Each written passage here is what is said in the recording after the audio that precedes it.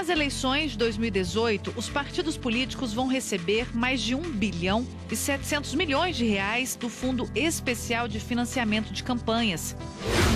Em julho foi criado o Sistema Único de Segurança Pública, que prevê, entre outras coisas, a criação do Programa Unificado de Dados entre as forças policiais e os estados. Para justificar o pedido, a defesa apresentou, entre outros documentos, uma solicitação do Banco Central ao Ministério do Planejamento, em que foi pedida a nomeação e destacada a falta de pessoal na área jurídica do órgão. As pessoas pensam que o voluntariado é fazer na hora que você quer, do jeito que você quer. Mas, na realidade, o voluntariado é um compromisso. Isso depende muito do tempo que você tem. Então, se você tem mais tempo, você vai poder dedicar mais tempo a esse voluntariado.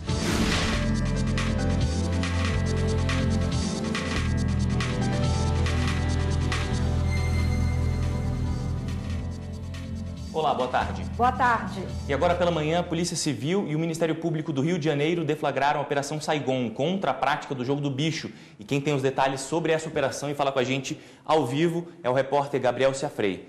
Gabriel, boa tarde. Oi, Galton, boa tarde para você, boa tarde a todos. Isso mesmo, viu? Nessa operação, a Polícia Civil e o Ministério Público cumpriram 80 mandados judiciais, sendo que 23 deles eram de prisão, o restante de busca e apreensão. As investigações apontam que uma mesma quadrilha controlava todo o jogo do bicho no município. Inclusive, quando uma das mulheres que era investigada acabou morrendo, os netos teriam assumido todo o controle do jogo, um total de 300 bancas de apostas. Os policiais também investigam supostos crimes de homicídio, corrupção e peculato. A estimativa é de que o grupo movimentava, ou melhor, arrecadava todos os meses 10 milhões de reais. 15 pessoas já foram presas. Rafaela, com você. Obrigada, Gabriel. Emprego garantido na Justiça. 5 candidatos aprovados fora das vagas previstas em edital de concurso público conseguiram ser nomeados. Segundo decisão do Superior Tribunal de Justiça, casos assim podem ocorrer quando a administração pública demonstra a necessidade de mais servidores.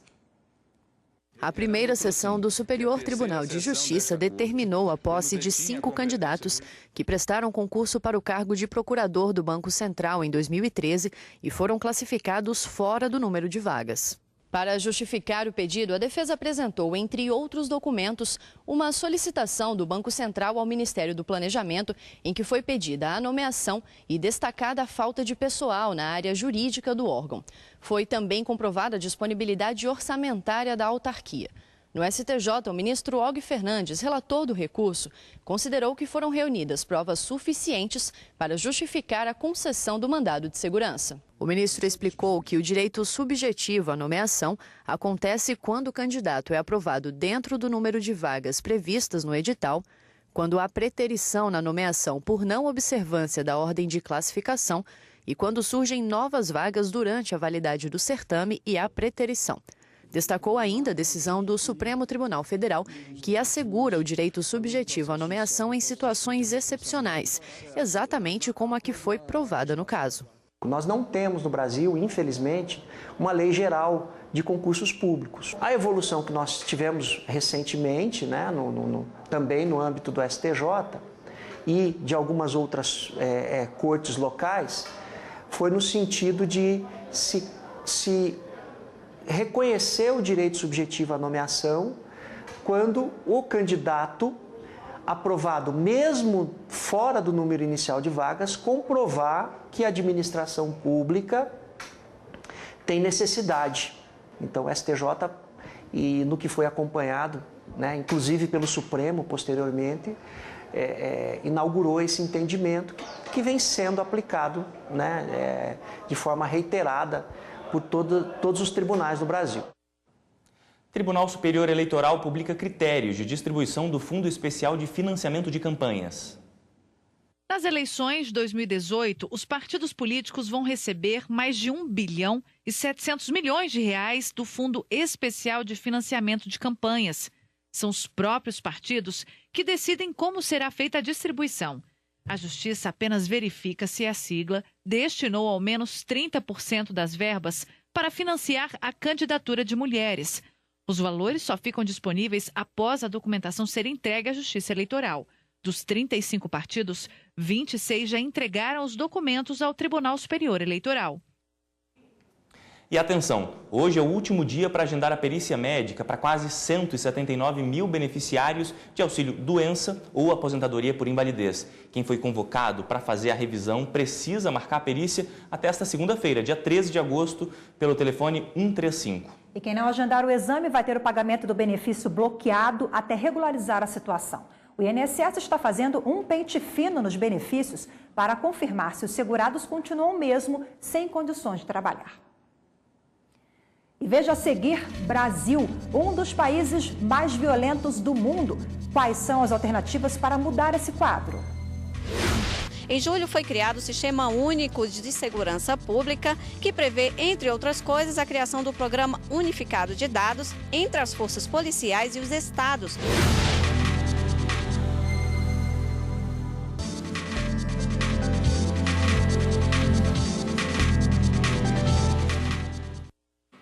O Tribunal de Justiça do Rio Grande do Sul condena motel que autorizou a entrada de uma adolescente. Lá dentro, ela foi abusada sexualmente pelo ex-sogro. A vítima narrou ter sido drogada e abusada sexualmente pelo ex-sogro. Ela pensou que estava entrando em uma casa, mas depois percebeu que, na verdade, estava indo em um motel.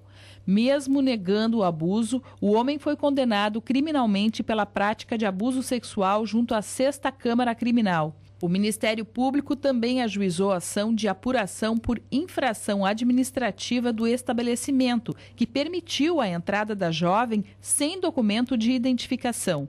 Conforme sentença proferida no Juizado da Infância e Juventude de Porto Alegre, ficou configurada a responsabilidade do estabelecimento em permitir o ingresso da adolescente. O motel 1504 interpôs recurso pedindo a reforma da decisão e alegou ser inviável a aplicação de pena de multa. O Tribunal de Justiça manteve a condenação. Considerou plenamente cabível a sanção de multa, fixando o valor em 5 salários mínimos nacionais. O processo tramita em segredo de justiça para preservar a identidade da adolescente. O Brasil se confirma em uma posição muito negativa quando se fala em violência e segurança pública. É hoje um dos países mais perigosos do mundo e 2017 foi o ano mais violento da história. 7 pessoas foram assassinadas a cada hora, Rafaela. Essa realidade está registrada no 12º anuário, divulgado pelo Fórum Brasileiro de Segurança Pública, comparando dados do ano passado com 2016. Vamos ver agora os números na reportagem. A violência é notícia todos os dias e é registrada pelas câmeras de segurança instaladas por todos os lados para inibir a atuação dos bandidos. Mas os números do Anuário de Segurança Pública mostram que os criminosos não se intimidam com o monitoramento 24 horas e a violência tem crescido. Nós conversamos sobre a pesquisa com o presidente do Conselho do Fórum, Cássio Tioni. Nos últimos anos, esse aumento ele tem sido uma constante. Ele tem sido uma tendência e nós ainda não temos nem como afirmar quando e como nós vamos conseguir reverter esses dados. No ano passado, foram registradas 63.880 mortes violentas intencionais no país, ou seja, com intenção de matar. Foram 175 pessoas mortas por dia. O crime de estupro aumentou 8,4% em 2017 em relação ao ano anterior. Casos de mulheres assassinadas também cresceram, ultrapassaram 4.500 em 2017, 6,1% mais que em 2016. O controle de armas e pessoas encarceradas também faz parte da pesquisa. 729.463 pessoas estão presas no Brasil, onde existem 367.217 vagas. Isso dá 2 presos para cada vaga. No ano passado, quase 120 mil armas de fogo foram apreendidas. A pesquisa também divulgou números de quanto o Estado gasta por ano com segurança pública. Em 2017, foram quase 85 bilhões de reais. Isso quer dizer que o Brasil gastou R$ 408,13 por cidadão em segurança pública. A gente percebe que não é que nós, no país, gastemos pouco com segurança. A questão é a qualidade desses gastos. A gente acaba gastando mal, né? Isso se reflete, por exemplo, pelo fato de que a maioria desse contingente que é gasto com segurança, ele é gasto para manter pelo menos uma máquina funcionando. Ou seja, nós temos muitos gastos que são gastos de pessoal e gastos com aquilo que é mais urgente ou aquilo que a gente eventualmente percebe como uma necessidade primária, como, por exemplo, a aquisição de viaturas, funcionamento básico das unidades, das delegacias, dos batalhões, etc. Então, sobra muito pouco, para não dizer quase nada. Por exemplo, a gente mostrou que no ano passado as reduções no nível federal de gastos com inteligência foram acima de 80% de redução em cima desse item. Alguns números da criminalidade caíram. É o caso do latrocínio, roubo seguido de morte. No ano passado, houve redução de 8,2% em relação a 2016. O número de policiais mortos também diminuiu, 4,9%. 14 policiais foram mortos por dia em 2017, enquanto trabalhavam. O 12º Anuário de Segurança Pública reúne dados coletados de todos os estados do país e é referência oficial, já que o governo federal não tem base de informações nacional. Em julho foi criado o Sistema Único da Segurança Pública, que prevê, entre outras coisas, a criação de dados unificados entre as forças policiais e os estados, semelhante ao do Sistema Único de Saúde.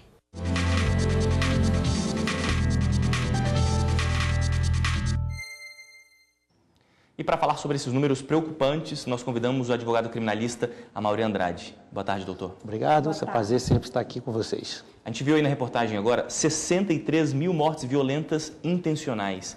O que significa esse número para o Brasil?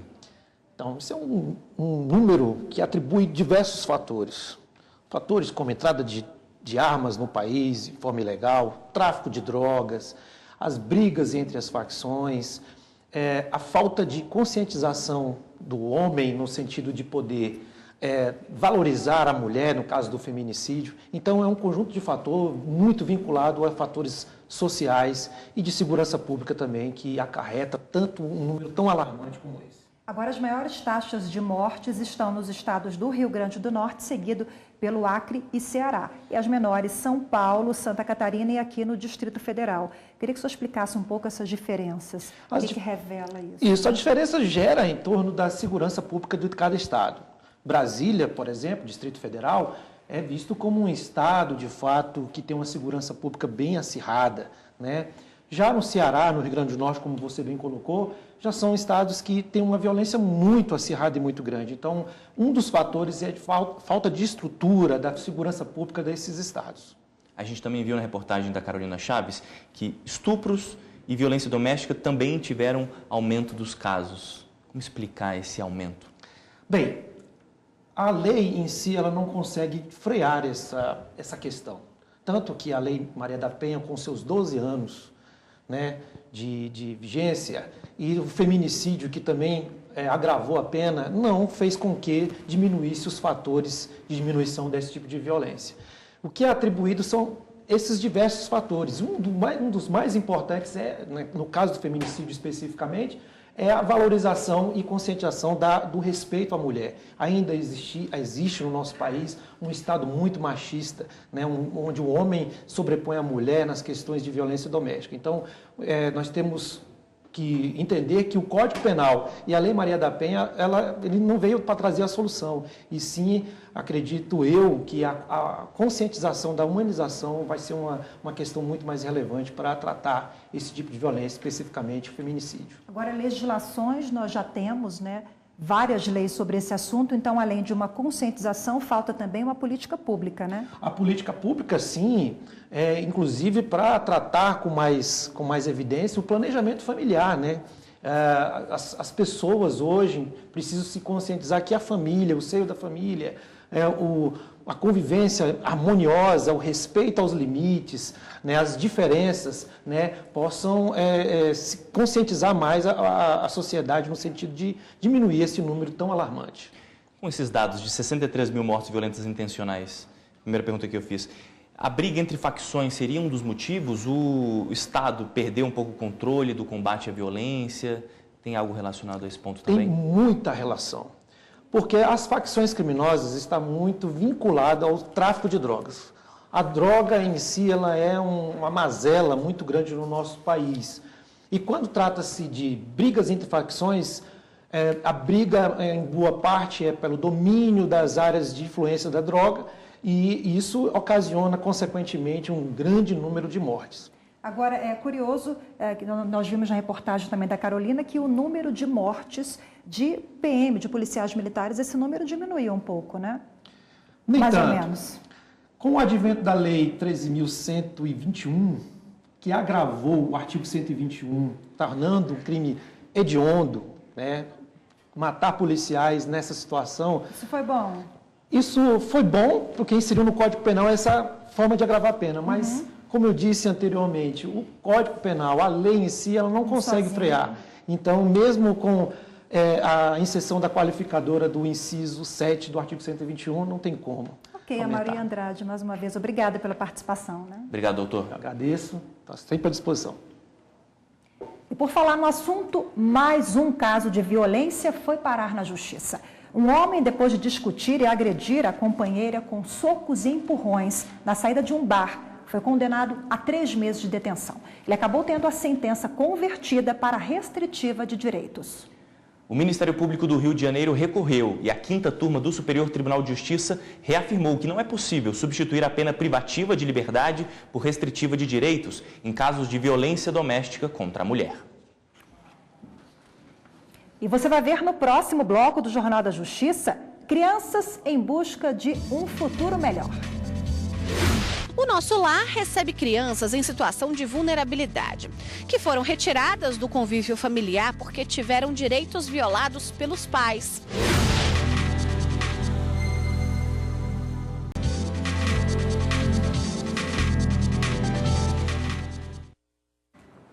Está sendo realizado em Brasília o seminário Democracia e Eleições, Desafios Contemporâneos. Um espaço para magistrados, estudantes e comunidade discutirem a importância do voto. A presidente do Supremo Tribunal Federal, ministra Carmen Lúcia, participou do evento. O ministro Marco Aurélio do Supremo Tribunal Federal presidiu o painel O Poder do Cidadão e a Democracia. A discussão contou também com a presença da ministra Carmen Lúcia, presidente do STF e do Conselho Nacional de Justiça, e do ministro Tarcísio Vieira de Carvalho Neto, do TSE. Para falar sobre os desafios das eleições, o ministro Marco Aurélio lembrou a força do voto como forma de fortalecer o processo democrático do país. Compreendam a responsabilidade de vocês na escolha daqueles que dirigirão o país e que praticarão atos que repercutirão em nossas vidas. A ministra Carmen Lúcia fez um panorama dos 30 anos da Constituição Federal e a importância da lei brasileira para a concretização de uma democracia. Para a ministra, a Carta de 1988 dá ao povo o poder de mudar todos os dias a realidade do Brasil. Onde está escrito, todo poder emana do povo, pode-se ler, todo poder é do povo. E o povo exerce uma democracia de direito, segundo as normas estabelecidas. E estas normas estabelecidas são ou o voto, responsabilidade de cada um de nós, porque o Estado não é um construído, o Estado é uma construção permanente. O ministro Tarcísio Vieira de Carvalho Neto, do Tribunal Superior Eleitoral, defendeu o voto obrigatório e que é possível reavivar o sentimento cidadão, especialmente nos mais jovens, para irem às urnas. O ministro lembrou ainda da importância da democracia participativa, a união de todos para um bem comum. A democracia que está impregnada nessa possibilidade do cidadão construir as regras do jogo democrático que vão parametrizar a sua vida, de influenciar decisivamente a sua vida, trazendo a lume a ideia caríssima ao direito contemporâneo, que é a ideia de participação. Um homem foi condenado por contrabando por ter importado uma pistola de brinquedo. A arma, que poderia ser confundida facilmente com uma de verdade, foi recolhida e o homem condenado à reclusão. A decisão é do STJ. Por unanimidade, a 5ª turma do STJ restabeleceu decisão de primeira instância que condenou um homem por contrabando após ser flagrado com uma pistola de brinquedo entre diversas mercadorias de origem estrangeira sem comprovação de pagamento de imposto. Foi realizada uma perícia que constatou que o brinquedo era muito parecido com uma arma de fogo. Mesmo assim, o Tribunal Regional Federal da 4ª Região aplicou o princípio da insignificância, por entender que o dano ao bem jurídico é mínimo, uma vez que a arma foi apreendida. Mas o STJ reformou a decisão. O ministro Jorge Mussi destacou que a Lei 10.826 de 2003 estipula que é proibida a fabricação, comercialização e a importação de brinquedos, réplicas e simulacros de armas de fogo. Por conta disso, a importação de arma de brinquedo capaz de ser confundida com peça verdadeira configura contrabando, especialmente em virtude dos riscos à integridade e segurança pública. O homem foi condenado a 1 ano e 2 meses de reclusão em regime inicial aberto. A SEDAI, Companhia Estadual de Águas e Esgotos do Rio de Janeiro, conseguiu validar uma norma coletiva para não pagar ticket-refeição em plantões extras. A decisão é da 6ª turma do Tribunal Superior do Trabalho. O Tribunal Regional do Trabalho da 1ª Região, no Rio de Janeiro, havia reconhecido o direito de um empregado receber os valores reivindicados, uma vez que o serviço foi efetivamente prestado e não poderia haver recusa de tickets nesses dias. A SEDAI, então, recorreu ao TST. No recurso de revista da companhia, a norma coletiva usada como fundamento do processo afirma que os empregados escalados previamente para funções extras, desde que não sujeitos à escala de 24 horas por 72 horas, como é o caso do profissional autor da ação, tem direito ao ticket-refeição. Assim, com base nessa cláusula e considerando a autonomia de vontade coletiva, a relatora, desembargadora convocada, Silene Ferreira Amaro Santos, concluiu que o empregado não tem direito ao benefício do ticket-refeição nos plantões. Por maioria, a 6ª turma acompanhou a relatora. Ficou vencido o ministro Augusto César Leite de Carvalho. Um ex-preso político conquista o direito à reintegração ao cargo público, perdido na época do regime militar no país. A decisão foi dos ministros do Superior Tribunal de Justiça. A 1ª turma do STJ declarou imprescritíveis as ações de reintegração em cargo público movidas por ex-presos políticos que sofreram perseguição durante o regime militar brasileiro. De acordo com os ministros, apenas os efeitos retroativos ficam sujeitos à prescrição em 5 anos. O caso veio para o STJ depois do Tribunal de Justiça do Paraná negar a um ex-servidor da Assembleia Legislativa do Estado a reintegração ao cargo ocupado anteriormente. O colegiado entendeu que o prazo para reingresso já estava prescrito. Na ação, o ex-servidor alegou que o desligamento se deu por conta de perseguição política na época da ditadura. Após analisar o recurso, a relatora da ação no STJ, ministra Regina Helena Costa, determinou o retorno dos autos para reexame no Tribunal de Justiça Estadual, por considerar haver um fato novo, já que o autor da ação foi reconhecido como anistiado político pelo Ministério da Justiça em março de 2018. De acordo com a relatora, a Constituição não prevê prescrição para o exercício do direito de agir quando se trata de defender o direito à dignidade humana, como o trabalho, que permite o exercício amplo dos demais direitos constitucionais. A ministra destacou ainda o entendimento da Corte de que é imprescritível a reparação de danos, material ou moral, decorrentes da violação de direitos durante o regime militar. O voto foi seguido pelos demais ministros da turma.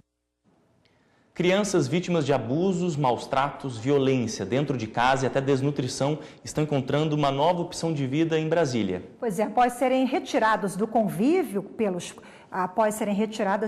do convívio com os pais por terem sido desrespeitadas em seus direitos mais básicos, essas crianças estão voltando a ter esperança.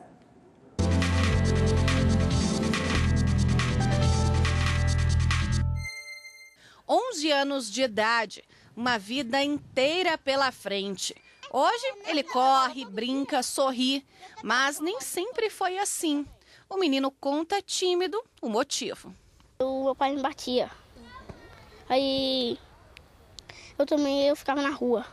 Ele e outras 29 crianças moram no Nosso Lar, instituição conveniada à Vara da Infância e da Juventude, um abrigo social de amparo. Os meninos têm espaço para horta, espaço para correr, quadras de esportes, e as casas também, elas têm a sua identidade, elas têm o seu espaço, elas não são aglomeradas, e isso é muito importante para a qualidade de vida. O trabalho voluntário vem para reforçar as deficiências que aquela criança pode apresentar e também para ter aquele olhar que às vezes a rotina do nosso dia a dia não proporciona essa observação. O Nosso Lar recebe crianças em situação de vulnerabilidade, que foram retiradas do convívio familiar porque tiveram direitos violados pelos pais. Aqui, elas têm uma nova chance de crescer com dignidade. Uma estrutura consolidada e adequada para atender às necessidades dos pequenos. Mas quem faz a diferença mesmo nos trabalhos são os voluntários. Eles tocam a maior parte dos serviços do lar, como a Jane, que 2 vezes por semana deixa tudo para trás para se dedicar a eles. As pessoas pensam que o voluntariado é fazer na hora que você quer, do jeito que você quer. Mas, na realidade, o voluntariado é um compromisso. Isso depende muito do tempo que você tem. Então, se você tem mais tempo, você vai poder dedicar mais tempo a esse voluntariado. No meu caso, especificamente, eu não computo as horas. Eu faço aquilo que eu tenho que fazer diante da necessidade que eu percebo que a casa tem. Fabiana também. Ela fica responsável pela recreação, pinturas, brincadeiras, dias especiais de diversão. Só que, no fim das contas, é ela que se considera a maior beneficiada. Eu digo que eu saio daqui melhor do que quando eu entrei. A cada dia que eu venho, então não são só eles que precisam, eu também preciso estar aqui. Então a gente vem, cada um vem trazer o que tem de melhor. Muitas crianças chegam aqui sozinhas ou em grupo de irmãos. Algumas com quadros de maus tratos, desnutrição e até depressão. Os voluntários são um elo entre eles e uma nova vida. As crianças trazem para a gente todo esse reflexo, né? Essa afetividade, acho que seria a palavra que traz para a gente um entendimento maior do que seria essa troca que a gente faz, né? Então eu acho que a gente ganha muito em termos de voluntariado. A instituição promove o chamado investimento familiar, iniciativas para que algum parente se disponibilize a ficar com a guarda deles. Se isso não for possível, meninos e meninas são encaminhados para adoção. Enquanto a hora de sair daqui não chega, eles são cercados de amor e carinho. Pensando em socialização principalmente, a gente mostra para eles que existe um mundo fora aqui da instituição. Então nós levamos eles para diversos pontos do Distrito Federal, clube, chácaras, aras, casa de festa, lanchonete, cinema, shopping, até o eixão do lazer. Onde tiver a oportunidade de que eles possam se integrar com a sociedade de uma forma geral, a gente procura socializá-los dessa forma, entendeu? O Jornal da Justiça, primeira edição, fica por aqui. Uma ótima semana e até amanhã. Boa tarde para você, até amanhã.